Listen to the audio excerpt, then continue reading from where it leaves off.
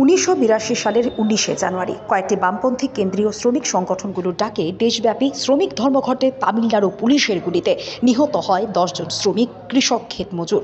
পুলিশের গুলিতে নিহত সেই সব শ্রমিকদের স্মৃতির প্রতি শ্রদ্ধা জানানো হয় শুক্রবার।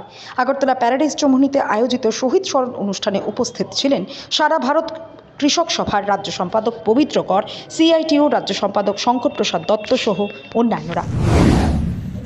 1982 সালে আজকের দিনে গোটা দেশে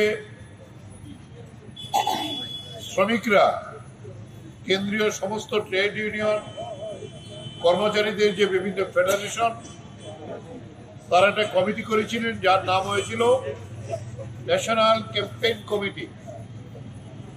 ভারতবর্ষে এই 82 সালে প্রথম শ্রমিক আন্দোলনের নেতৃত্বে সাধারণ ধর্মঘট শ্রমিকরা ডেকেছিলেন। তাতে সমর্থন জানিয়েছিলেন সারা ভারত কৃষক সভা এবং ক্ষেত মজুর ইউনিয়ন। গ্রাম ভারত বন্ধের ডাক দিয়েছিলেন এবং এই ধর্মঘটে একটা বলে নেওয়া যাওয়ার দরকার। আইএনটিইউসি যে সংগঠন, তখন কংগ্রেস সরকার রাজত্বে, তারাও অংশগ্রহণ করেছিল প্রথম, কিন্তু পরে শেষ মুহূর্তে তারা নিজেদেরকে ধর্মঘট থেকে সরিয়ে নেয়। কিন্তু ধর্মঘট ছিল প্রায় সর্বাত্মক। এতেই দেশের বিভিন্ন জায়গাতে শ্রমিক, কৃষক এবং ক্ষেত মজুর এই তিনটি সংগঠনে